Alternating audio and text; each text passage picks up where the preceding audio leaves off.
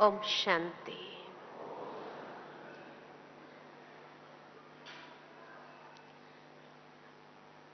बाप दादा ने हम सब बच्चों को अब तक इतने ज्ञान गुण शक्तियों से सजाया हुआ है कि अब जैसे बाबा की चाहना यही है कि अंतिम समय जैसे जैसे नजदीक आता जा रहा है तो हर बच्चा बाप का स्वरूप बन जाए और बाबा की प्रत्यक्षता के निमित्त बने। हर आत्मा को जब बाबा ने चुन करके अपना बनाया है तो ऐसा नहीं होता कि कोई आत्मा प्रत्यक्षता के समय या अंतिम समय में उनका कोई रोल ही न हो बाबा की सेवा में। हर आत्मा का कोई न कोई विशेष बाबा की प्रत्यक्षता के लिए ऐसा सुंदर पार्ट है, लेकिन वो पार्ट जब समय अनुसार सामने आए उसके पहले हमें अपने आप को वैसा तैयार कर देना है ताकि उस सेवा को हम बहुत सुंदर रीति से कर सके, वो बाबा की चाहना को हम पूरा कर सके और उसी के आधार पर जो बाबा कहते हैं कि अंतिम सेवा के आधार से ही नंबर बन जाते हैं। अंतिम अवस्था हमारी कैसी होती है उसी के आधार से नंबर बन जाते हैं। तो ब्राह्मण जैसे ही हम बन जाते हैं बाबा का वरदान मिलता है। हर ब्राह्मण को बाबा वरदान दे ही देता है जिससे उसके अंदर वो पात्रता विकसित हो जो चेहरे और चलन से सेवा कर सके। दुनिया के अंदर भी देखो, जब से बाबा ने आकर के हमें ज्ञान गुण शक्तियों से सजाया और हमारा स्वरूप रूहानी बनाना आरंभ किया, तब से लेकर दुनिया में भी इस बात की जागृति आई कि पर्सनालिटी डेवलपमेंट होना चाहिए। उसके पहले कौन जानता था पर्सनालिटी डेवलपमेंट क्या होता है? हर एक अपने अपने कार्य क्षेत्र पर जाते थे, लेकिन किसी को भी ये बाह्यता का ख्याल ही नहीं होता था। लेकिन जैसे जैसे बाबा ने हमारे स्वरूप में उस अनुसार क्वालिटीज भरना आरंभ किया और जब वो चीज दुनिया के लोग देखने लगे इनमें कुछ विशेष बात है, ऐसी क्या बात है इनके पर्सनालिटी में, तब से उनका ध्यान भी जाने लगा। जबकि हमने कोई बाह्यता से सजावट नहीं किया, लेकिन फिर भी उनका ध्यान गया और उन्होंने सोचा कि पर्सनालिटी डेवलपमेंट करना चाहिए। दुनिया के जो कोर्सेज होते हैं पर्सनालिटी डेवलपमेंट के, उसमें दो बातें विशेष अटेंशन दी जाती है या उसी के ऊपर उनका ध्यान खींचा जाता है, और वो पर्सनालिटी डेवलपमेंट में भी चेहरा और चलन दो ही बातें आती है। चेहरे में क्या होना चाहिए? तो स्मार्टनेस होनी चाहिए। चेहरे के अंदर एक प्रकार से नर्वसनेस नहीं होनी चाहिए। आत्मविश्वास व्यक्ति के अंदर होना चाहिए। इन बातों को डेवलप करने की वो टिप्स देते। और चलन में क्या होना चाहिए? तो कॉन्फिडेंस होना चाहिए। आप चलो तो कॉन्फिडेंस वाली चाल हो, कोई डर डर के चलने वाली चाल न हो। तो दुनिया के पर्सनालिटी डेवलपमेंट में भी यही दो बातों के ऊपर विशेष ध्यान किया जाता है और उसी को डेवलप करने की टिप्स दी जाती है कि आपके, लेकिन वो सारी बाह्य स्वरूप की होती है। बाबा हम बच्चों को भी कहते हैं, बच्चे तुम्हारे चेहरा और चलन बाप की प्रत्यक्षता करने के निमित्त बन जाए। अब ये चेहरा और चलन में क्या होना चाहिए? तो क्यों बाबा ने चेहरा और चलन कहा? क्योंकि चेहरे पर मुख्य रूप से 5 इंद्रियों में से 4 इंद्रियां होती हैं। आंख, नाक, कान, मुख और सूक्ष्म जो है मन, बुद्धि, संस्कार, ये सब चेहरे पर होता है। और चलन मतलब चरित्र। पहले के जमाने में व्यक्ति की चाल को देख करके उसका चरित्र परखा जाता था। जो घर में बुजुर्ग होते थे, घर में सुलक्ष्मी आई है या कुलक्ष्मी आई है, उसकी चाल से बता देते थे, उसके नैन चैन से बता देते थे कि ये सुलक्ष्मी है या कुलक्ष्मी है। तो चलन माना चरित्र। तो हमारे भी चेहरे में और चरित्र में क्या चीज होनी चाहिए? अब बाबा हमें हर बात सूक्ष्म स्तर पर ले जाते हैं। दुनिया में देखो, किसी के चेहरे में, यानी ये 4 इंद्रियां जो है, वो जो कुछ भी ग्रहण करती है बाहर से, बाह्य दुनिया से जो कुछ भी ग्रहण करती है, उसी अनुसार उसकी मनोवृत्ति, उसकी दृष्टि, उसके बोल और उसके विचार आकार लेने लगते हैं। तो दृष्टि, वृत्ति, स्मृति, बोल, ये सब जो है वो आकार कैसे लेते हैं कि बाह्य दुनिया से जो कुछ भी ये इंद्रियों ने ग्रहण किया, उसी अनुसार वो शेप बनता जाता है। अब दुनिया के अंदर लोग क्या ग्रहण करते हैं? चाहे आज टेलीविजन देखते हैं, उसमें से क्या ग्रहण करते हैं, या जो बातचीत होती है या दुनिया के अंदर क्या ग्रहण करते हैं, तो विकारों को ही ग्रहण करते हैं। और जब विकारों को ग्रहण करते हैं तो ये चेहरे में विकृति आती जाती है, संकल्प विकृत होने लगते हैं, भाषा उनकी विकृत होती है।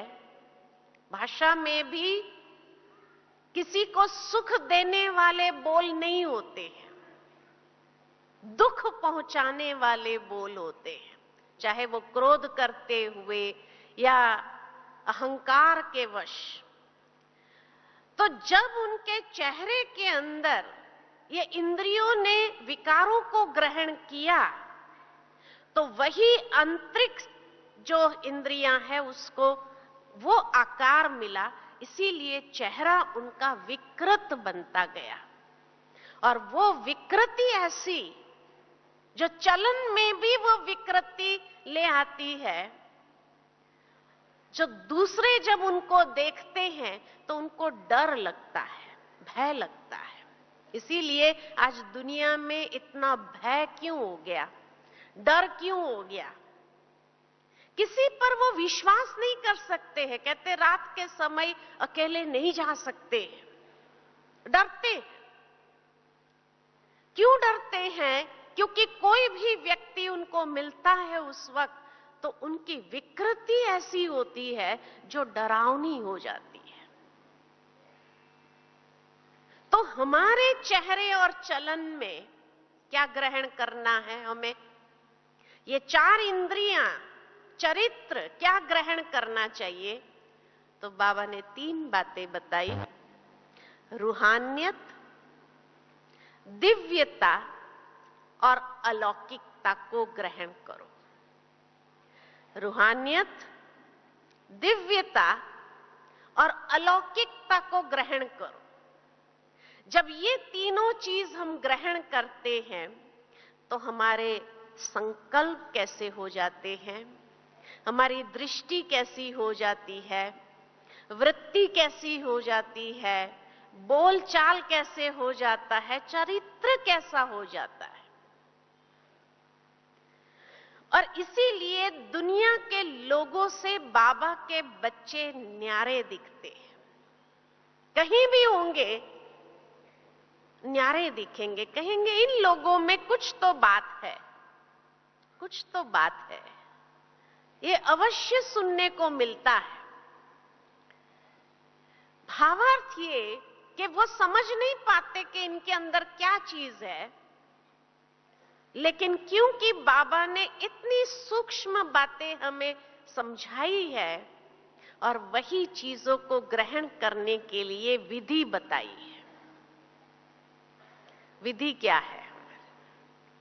आज की मुरली में भी बाबा ने जो बात कही तो श्री कृष्ण के लिए, लेकिन बहुत अच्छी बात लगी कि देखो जो रॉयल घराने के लोग होते हैं उनके चाल चलन में रॉयल्टी होती है। तो श्री कृष्ण तो कितने रॉयल घराने का व्यक्ति था, कितनी रॉयल घराने की आत्मा थी, देवात्मा। तो वो ऐसे कर्म कैसे कर सकता है कि वस्त्र चुराना, मक्खन चुराना, ये उसके कर्म में आ कैसे सकता है? कितनी अच्छी बात बाबा की एक ही लाइन थी आज कि श्री कृष्ण इतना रॉयल था तो उसके लिए ये जो बातें लिखी गई है ये जैसे सेट नहीं होती है। श्री राम के लिए ये बातें जो लिखी गई है वो सेट नहीं हो रही है, लेकिन ये बातें दुनिया के लोग नहीं समझेंगे। जो रॉयल घराने का व्यक्ति होता है उसका चेहरा और चलन कैसा होता है? बाबा कभी कभी साकार बाबा अपना अनुभव सुनाते थे, क्योंकि बाबा का परिचय तो हमेशा रॉयल घराने के लोगों के साथ होता था और वही रॉयल्टी बाबा के अंदर भी आ गई थी कि कोई भी नीचे गिरी हुई चीज वो जैसे अपने लिए इस्तेमाल करे, ऐसा नहीं हो सकता था। उनकी रॉयल्टी उस अनुसार थी। तभी तो दुनिया में जो राजाएं होते थे वो भी बाबा की इस रॉयल्टी को देखते हुए कहते थे कि भगवान से भूल हो गई। राजा के गुण, क्वालिटीज, वो चेहरा, चलन, सब कुछ रॉयल्टी आपके अंदर है, हमें राजा बना दिया, है ना?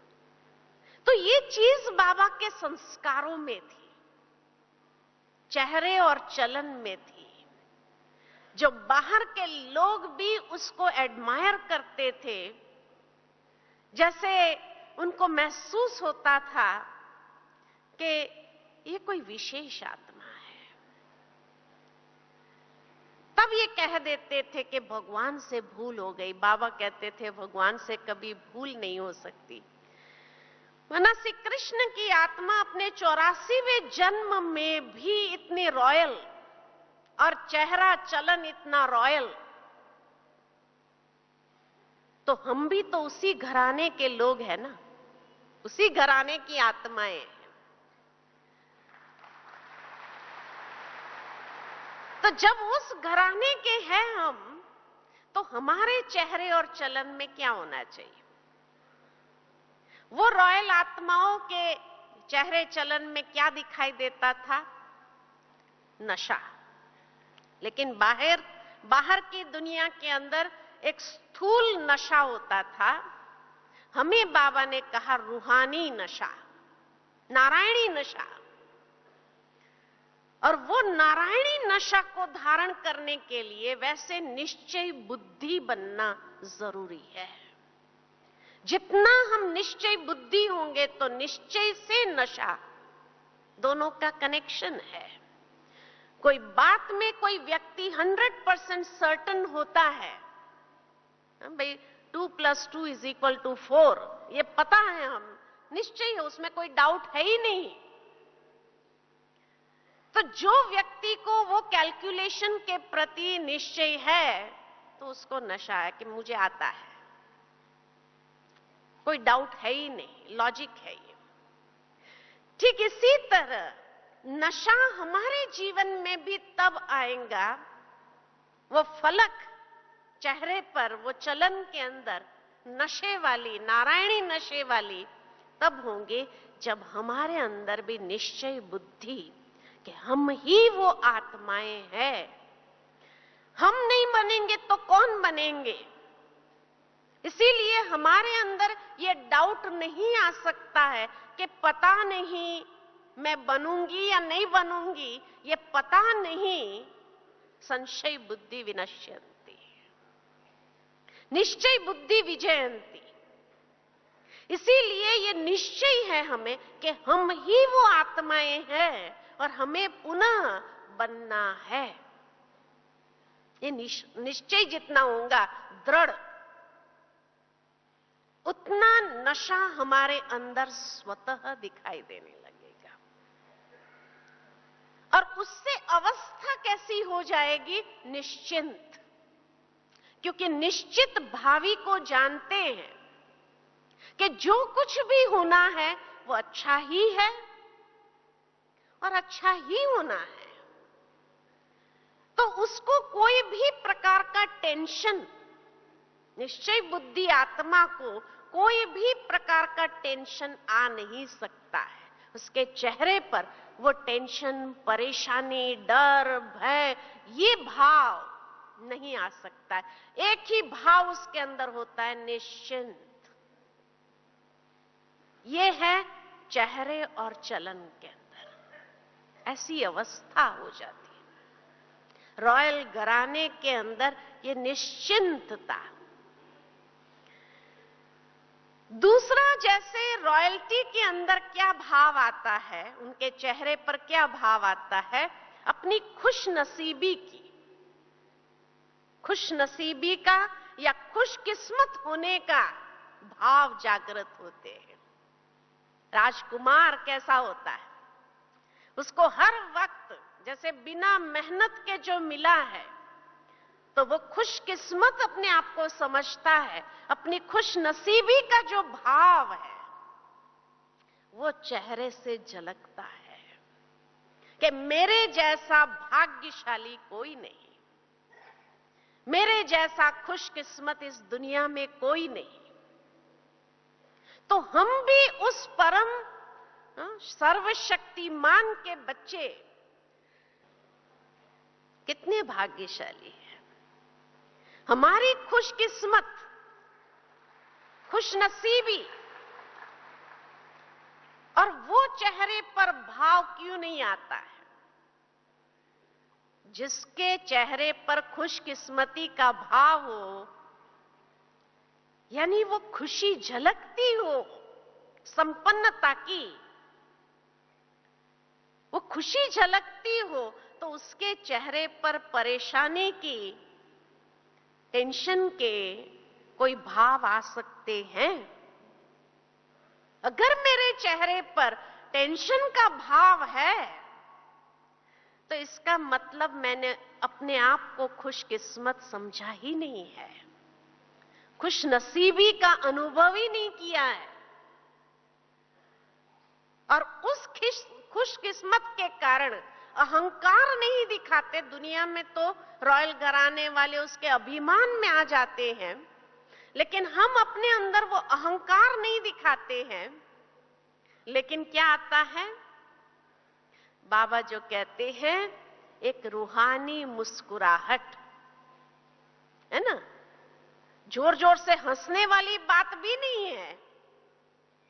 इसीलिए कई बार साकार मुरली में बाबा कहते हैं, देवताएं कैसे मुस्कुराते हैं।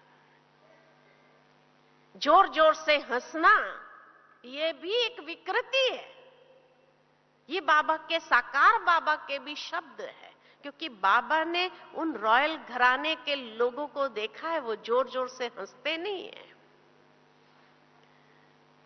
उसमें भी जैसे बाबा कहते हैं, विकारों की बदबू आती है, लेकिन मुस्कुराहट, एक दिव्य मुस्कान, है ना?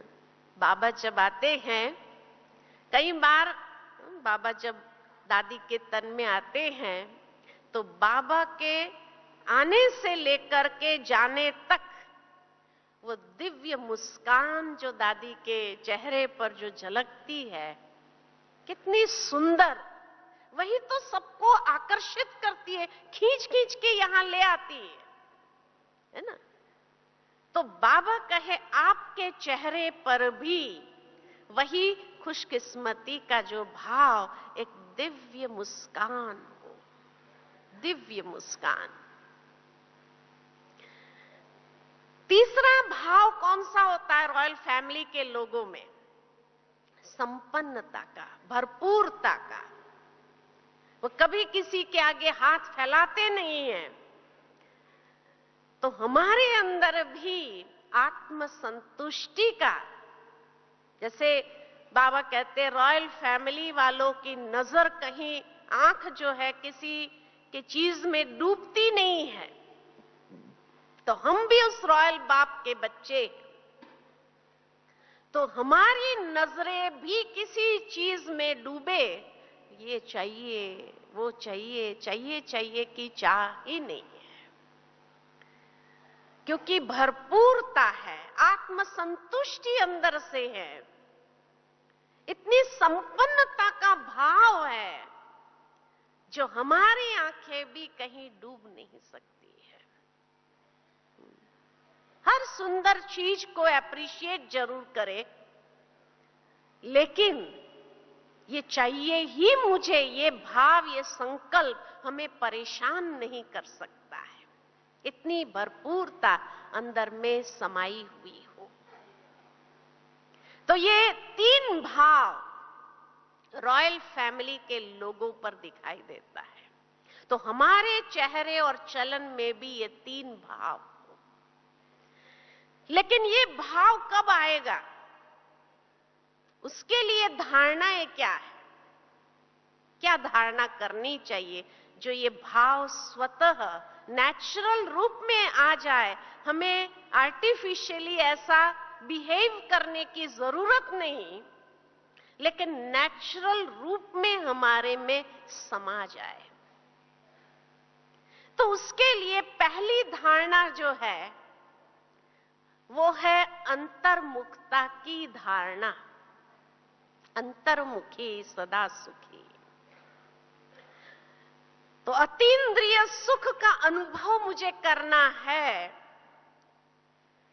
उस फीलिंग को लेकर के आना है। तो अंतर्मुखता जितनी हमारी होगी, साइलेंस की शक्ति जितनी अंदर में आती जाती है, तो ये कर्मेंद्रिय को शीतल करती जाती है।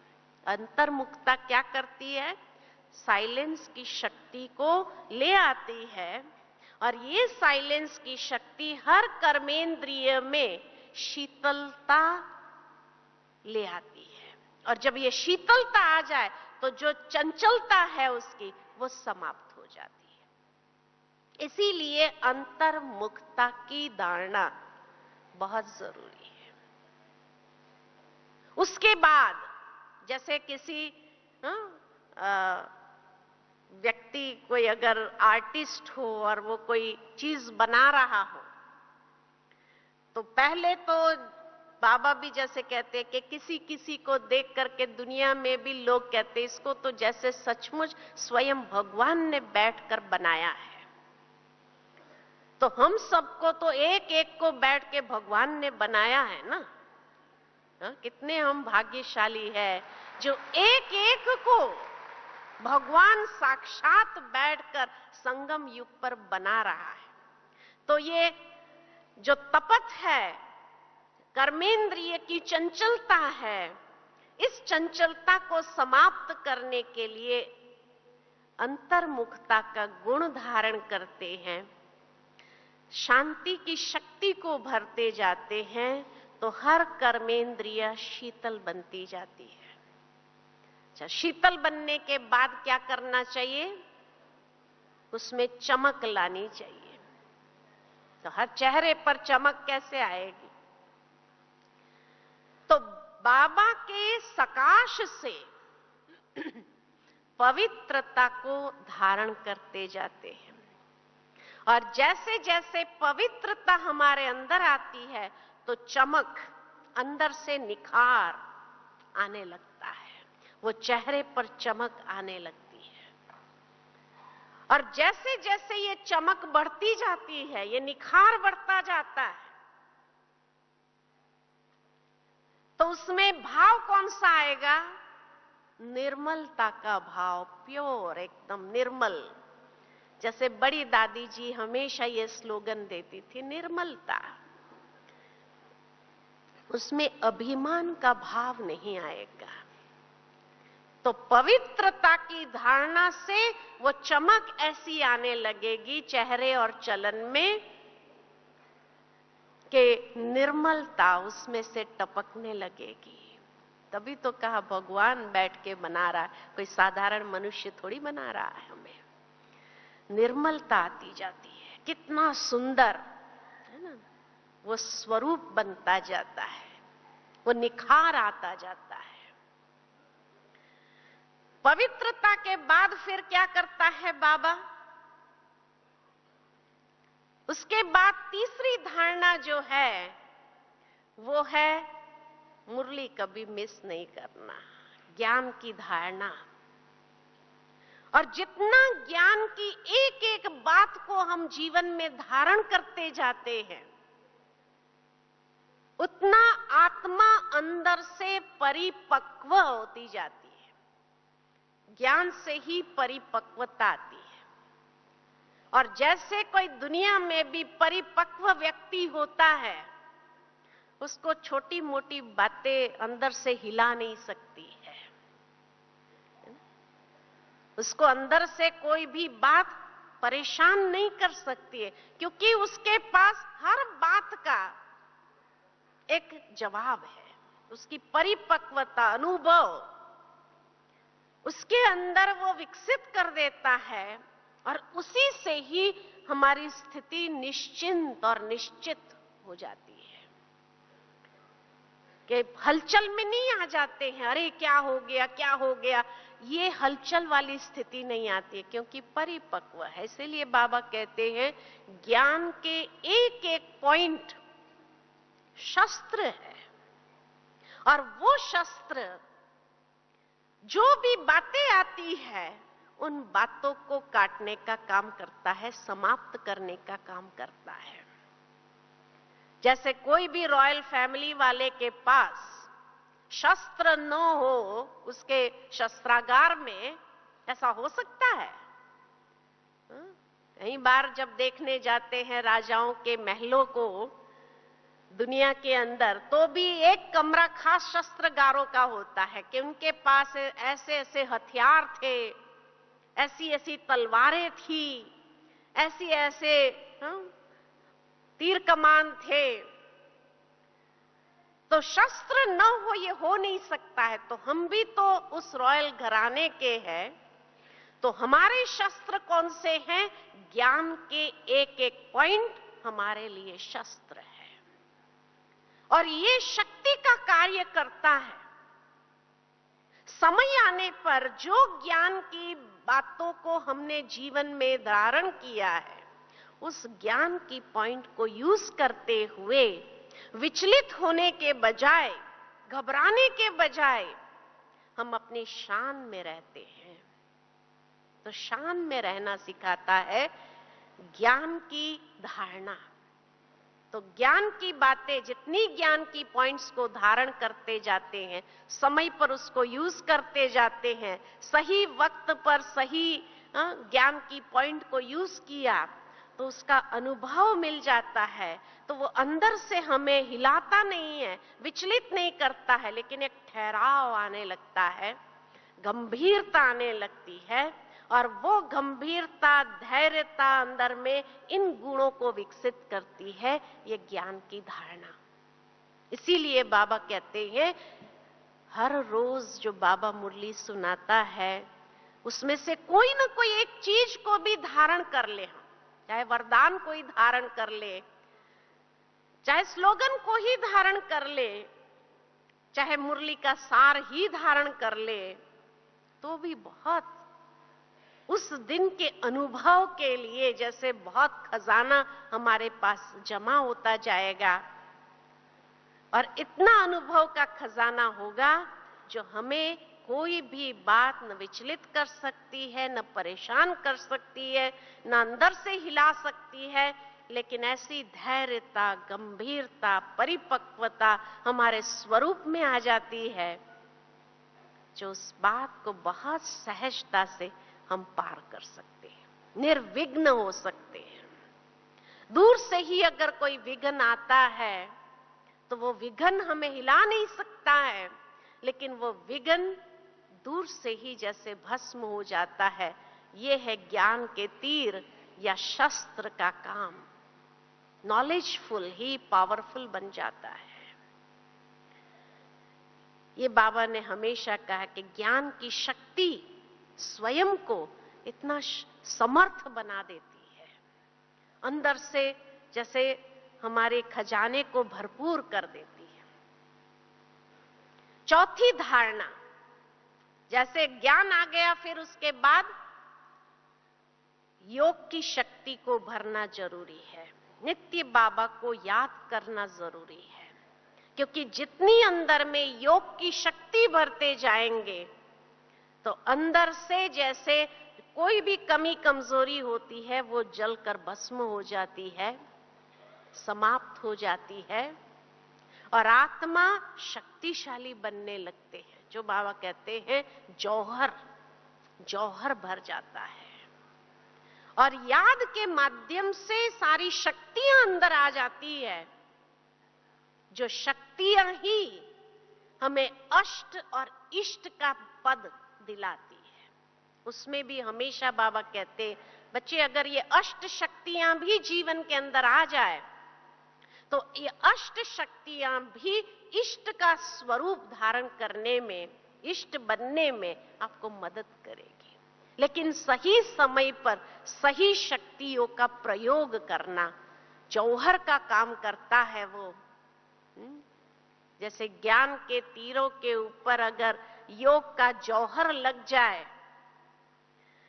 तो सामने वाले की हालत क्या होगी? फिर बच नहीं सकता है, कोई विघ्न हमारे सामने टिक नहीं सकता है, समाप्त हो जाता है। तो इसीलिए ये योग का जौहर हमारे चेहरे और चलन में आ जाए, योग की शक्ति। और फिर लास्ट में जब ये सब कुछ आ गया तो क्या होगा? संतुष्टता और प्रसन्नता का गुण, संतुष्टता, भरपूरता। तो जैसे कहा कि रॉयल फैमिली की नजर कहीं डूबती नहीं है, आंखें कहीं डूबती नहीं है, क्योंकि वो अपने आप में स्वयं को भरपूर महसूस करते हैं। तो इसी तरह जब इन चीजों से हम भरपूर हो जाते हैं, शांति की शक्ति, पवित्रता की शक्ति, ज्ञान की शक्ति और योग की शक्ति से जब अपने आप को भरपूर कर लेते हैं तो आत्म संतुष्टता का भाव, भरपूरता का भाव चेहरे और चलन से चमकने लगता है और उसके चेहरे पर अप्राप्त नहीं कोई वस्तु, लेकिन प्रसन्नता निरंतर झलकती रहती है। तो ये प्रसन्नता ही हमें अपने खुशकिस्मती या खुश नसीबी का अनुभव कराता है। भरपूरता, अप्राप्त नहीं कोई वस्तु हम ब्राह्मणों के खजाने में। इतने भरपूर बाबा ने हम बच्चों को कर दिया है हर रीति से। तो ये मुख्य धारणाएं हैं चेहरे और चलन से सेवा करने के लिए। तो अब अपने आप में हमें देखना है कि अब इन बातों से हमने अपने आप को तैयार कर लिया है, क्योंकि जो अपने आप को इन बातों से तैयार कर लेता है तो अंतिम समय वही प्रत्यक्षता के निमित्त बनते हैं। बाबा उन आत्माओं को ही विशेष प्रत्यक्षता के पर्दे को उठाने के कार्य में निमित्त बनाता है, और जो आत्माएं निमित्त बन गई तो निमित्त बनने का भी एक भाग्य बहुत बड़ा है। इसीलिए नंबर बन जाते हैं, अंतिम समय नंबर बनेंगे, क्योंकि जो तैयार हो गए। इसलिए कई बार बाबा की पहले की अव्यक्त मुरली सुनते तो बाबा कई बार पूछते, बच्चे पर्दा खोलूं? अब पर्दा खोलूं अभी? माना आप रेडी हो गए? तो माना ये अंतिम साक्षात्कार कराने के लिए हम तैयार हो गए। अभी अपने आप को देखना है। अगर हम तैयार हो गए और बाबा को कहा, यस बाबा हम तैयार है, इतना हमने जमा का खाता अपना भरपूर कर दिया, हम एवर रेडी है अभी, तो बाबा उन आत्माओं को फिर स्टेज पर आगे खड़ा करके उनके द्वारा प्रत्यक्षता के पर्दे को खोलेंगे। और वो बाबा की प्रत्यक्षता करने के लिए जो निमित्त बनता है, तो निमित्त बनने का भाग्य, वो बाप समान बन गए। तभी बाबा ने उनको निमित्त बनाया, और फिर दूसरे उनके राजधानी में फॉलो करने वाले हो जाते हैं। तो इसीलिए बाबा कहे, अपने आप को देखो कि हम बाराती है या हम साथ चलने वाले, बाबा के साथ साथ चलने वाले। ये अपने आप को देखना है। तो इसीलिए कहा कि ये इंद्रियां जो ग्रहण करती है उसी अनुसार हमारी मन, वृत्ति, दृष्टि, स्मृति, बोल, कर्म, हर चीज आकार लेने लगती है। हमारे संकल्प वैसे उठने लगते हैं। उस आधार से देखो, अगर अभी तक भी हम अपने संस्कारों को कंप्लेन कर रहे हैं, क्या करें मेरे संस्कार ऐसे हैं, क्या करें मेरे संस्कार मुझे तंग कर रहे हैं, तो अब उन संस्कारों में कौन सी बात है, कौन सी कमी है, उसको चेक करते हुए उसको भरपूर कर देना है इन धारणाओं से। और जैसे उसको भरपूर कर देते हैं तो फिर संपन्नता उस चेहरे और चलन के अंदर स्वतः आ जाती है। इसलिए कहा, दुनिया के लोग भी आजकल पर्सनालिटी डेवलपमेंट में इतना ध्यान रख रहे हैं, इतना अटेंशन दे रहे हैं। हमें तो बाबा ने एक नेचुरल पर्सनालिटी डेवलप करने की इतनी सुंदर विधि बता दी है, बिना कोई खर्चे, बिना कोई वो लोग तो कितना खर्चा करते हैं अपने चेहरे के पर लिपा पोती करने के लिए, है ना। बाबा ने हम बच्चों को कहा था कि तुम बच्चे पाउडर भी नहीं लगा सकते हैं, पाउडर लगाने की भी तुम्हें जरूरत नहीं है। अभी 2-4 दिन पहले की मुरली में ही बाबा ने कहा था कि बच्चे तुम्हें पाउडर लगाने की भी जरूरत नहीं है। और वो लोग एक एक व्यक्ति का जब सुनते हैं कि अपने चेहरे को माना फिट दिखने के लिए क्या नहीं खर्चा करते हैं, कितना खर्चा करते हैं, है ना, तो लगता है कि सारा उनका पैसा जो कमाते हैं वो उसी के पीछे ही जाता होगा चेहरे को सुंदर बनाने के लिए। और बाबा ने हमें नेचुरल ब्यूटी दे दिया, और इतनी सुंदर विधि से बाबा ने हमें ये नेचुरल ब्यूटी दे दिया, तो बस उसके बाद तो अभी हमें क्या करना चाहिए, अब टाइम वेस्ट नहीं कर सकते हैं। अब अंतिम समय नजदीक आता जा रहा है, आसार भी दिखाई देते हैं, हालातें भी दिखाई देती है दुनिया की, तो हमें अभी फोकस करना है कि हम उसमें ही ये इंद्रियों के अंदर ये रूहानियत, दिव्यता और अलौकिकता को ग्रहण कर लेवे और अपने आप ये शेप लेने लगे, है ना। तब उस सांचे में से जितने भी निकलेंगे तो हर एक कहेगा ये ब्रह्मा कुमारियां या ब्रह्मा कुमार कुमारियां जो भी है, जैसे सब एक जैसे लगते हैं। अभी भी लोग कह रहे हैं कि जैसे एक जैसे, इनका बोलचाल भी एक जैसा होता है, इनका जैसे एक ही सांचे में से बाहर निकल रहे हैं, ऐसा ही लगता है। तो बाबा की ये मशीनरी तो है, सांचे तो बने हुए हैं, बस हमें अपने आप को उस सांचे के अंदर ढाल देना है। और जितना जल्दी ढाल देंगे ना, जितना जल्दी ढाल देंगे उतना वो सूरत मूरत वैसी बनती जाती है और निकलते जाएंगे। और प्रत्यक्षता के लिए हम तैयार हैं और हम बाबा को कह सकते हैं, हाँ हम एवर रेडी है, अभी आप पर्दा उठा सकते हो, हम आपकी प्रत्यक्षता करने के लिए तैयार हैं। ठीक है ना। तो ये थी आज की चेहरे और चलन द्वारा प्रत्यक्षता की सेवा कैसे करनी है अंतिम समय में, उसके ऊपर ध्यान देना है।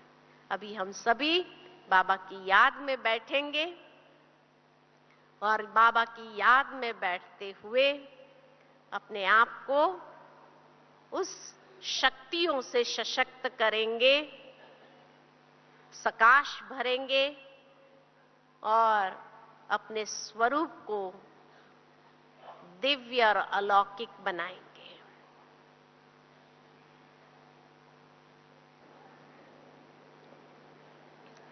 अब जैसे ही हम कमेंट्री देते जाएंगे और उस कमेंट्री के आधार पर आप अपने मन के अंदर उसी भाव को इमर्ज करते हुए उस अवस्था में अपने आप को स्थित करेंगे।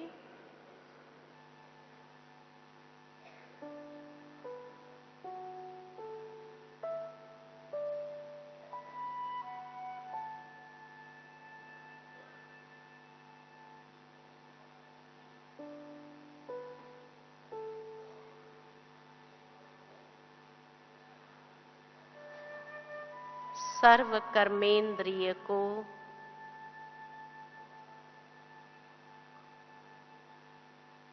शांत और अनुशासन में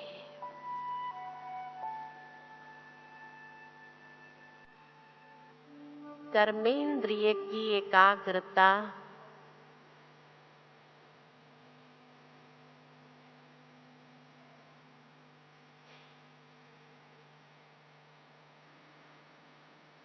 दृढ़ता की पट्टी से उसको बांध लेते हैं।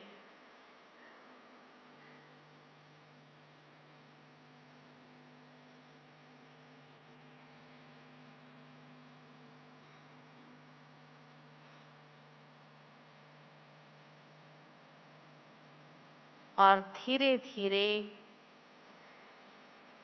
अपने मन और बुद्धि को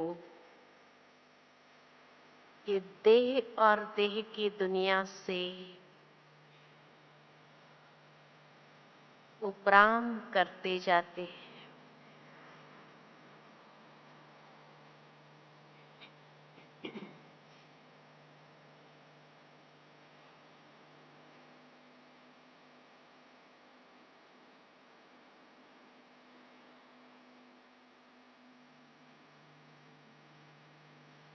और उड़ान भरते हैं अपने वतन की ओर।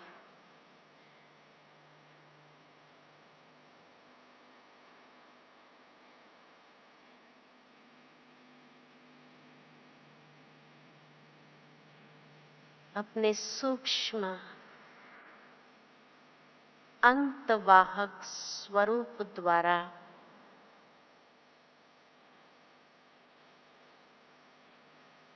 अपने सूक्ष्म वतन की ओर जाते हैं।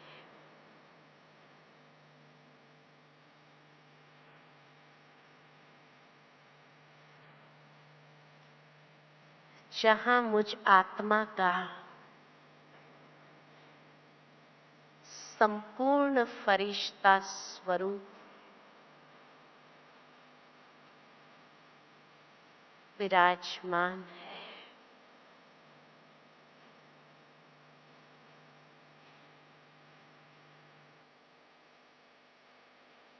मैं उस चमकीली ड्रेस को धारण करती हूँ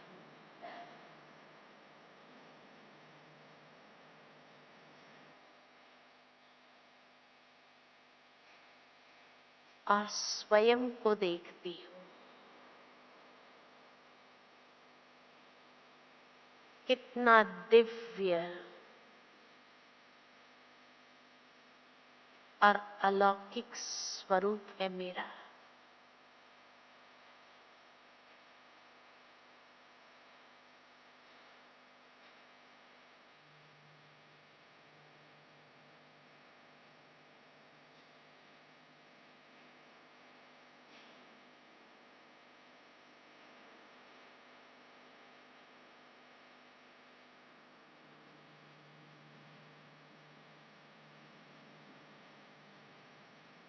अपने चेहरे में वो दिव्यता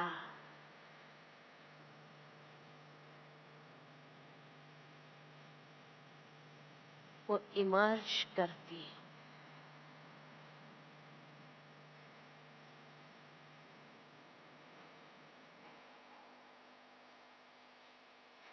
पवित्रता की शक्ति से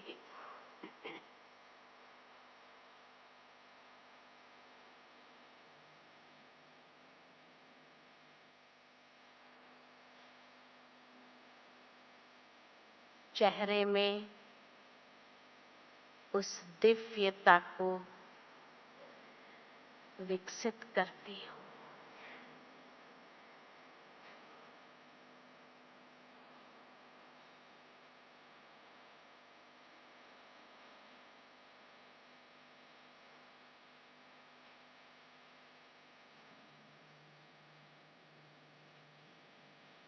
ज्ञान की शक्ति से स्वयं में परिपक्वता महसूस करती हूँ।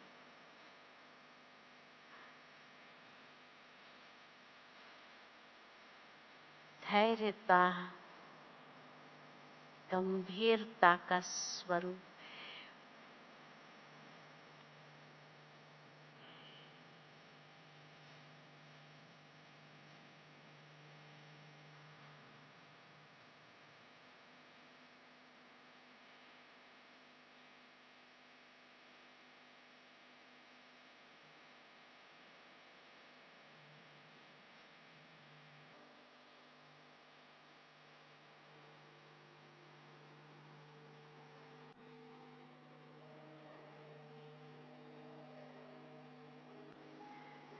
बाबा की याद की शक्ति से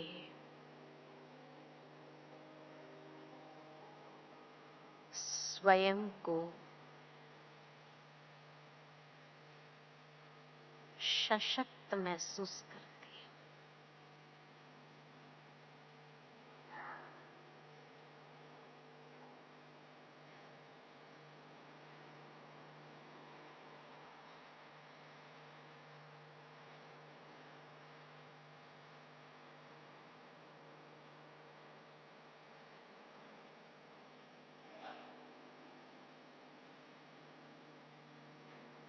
जैसे ही अपने स्वरूप में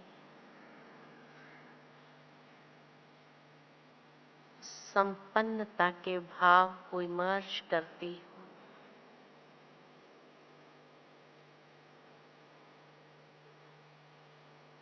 भरपूरता की स्थिति है।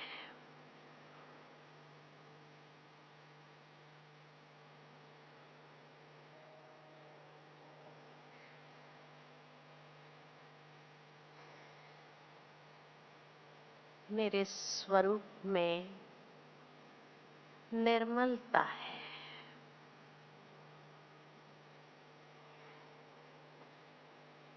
पवित्रता की चमक है।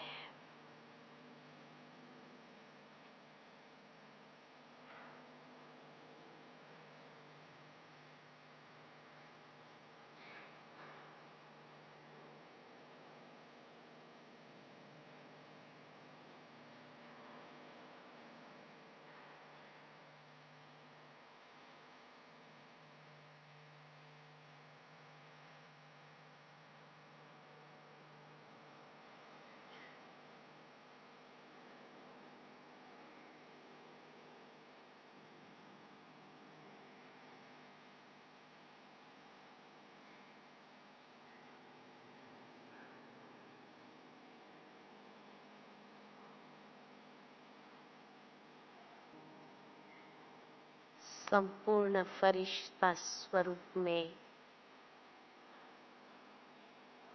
रूहानी रॉयल्टी को भरते हुए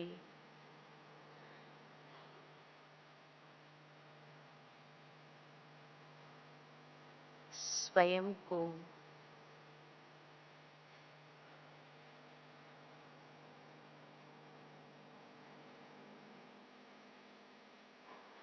अव्यक्त बाप दादा के सन्मुख देखती हूँ।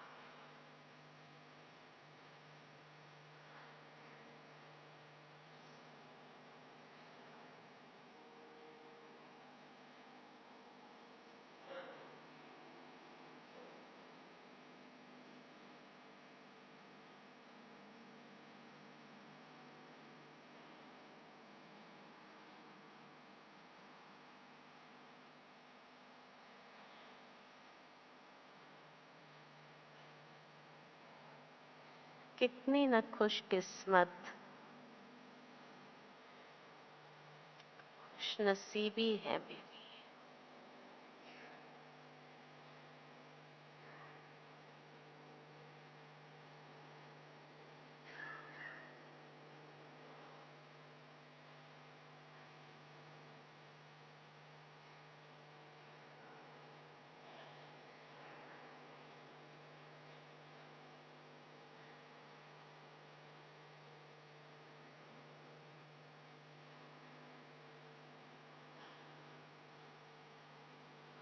बाबा के मस्तक से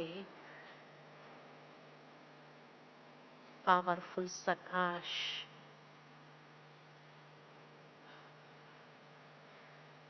स्वयं में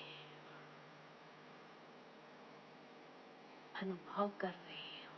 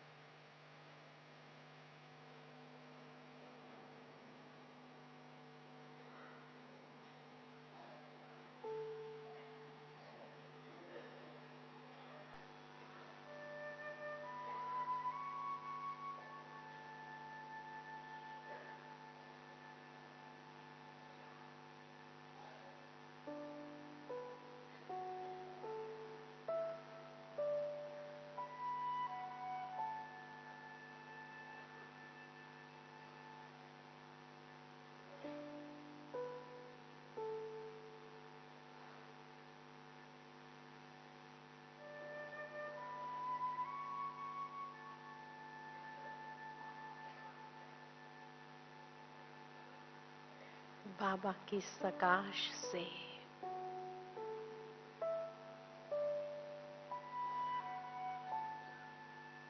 स्वयं में रूहानियत और दिव्यता का निखार आता जा रहा है। मेरा स्वरूप निर्मल बनता जा रहा है।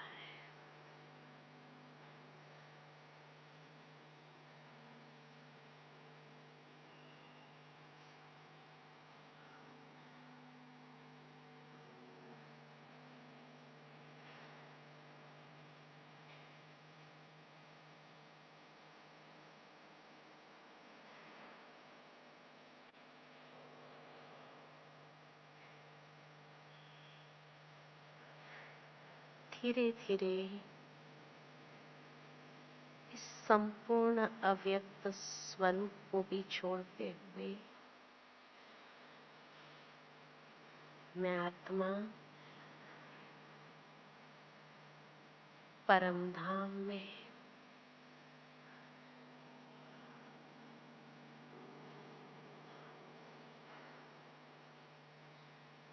स्वयं को देखती हूँ।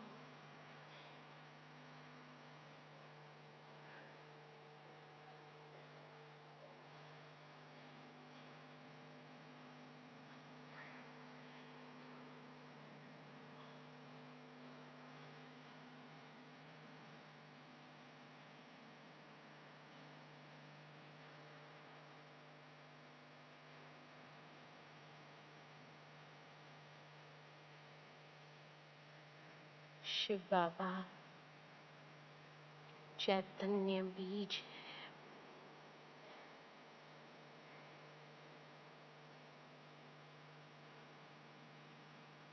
मैं भी बीज स्वरूप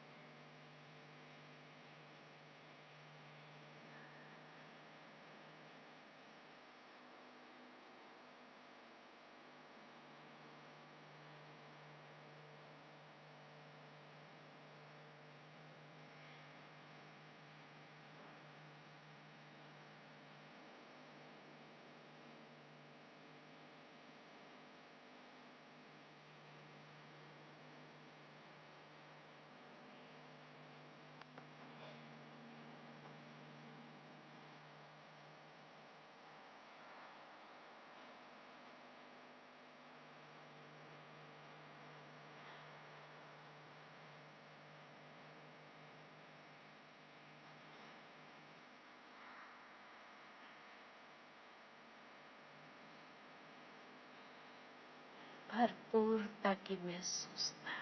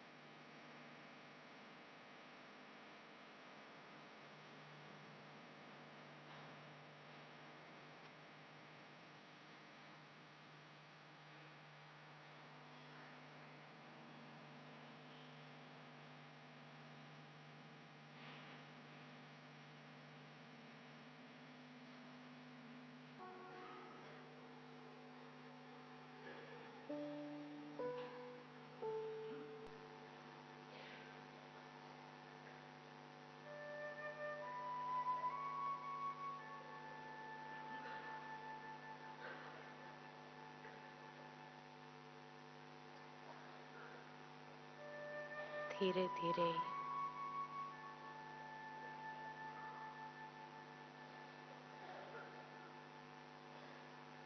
अपने पंच तत्व की दुनिया की ओर, शरीर में भ्रुकुटी की मध्य में स्थित हो जाती है।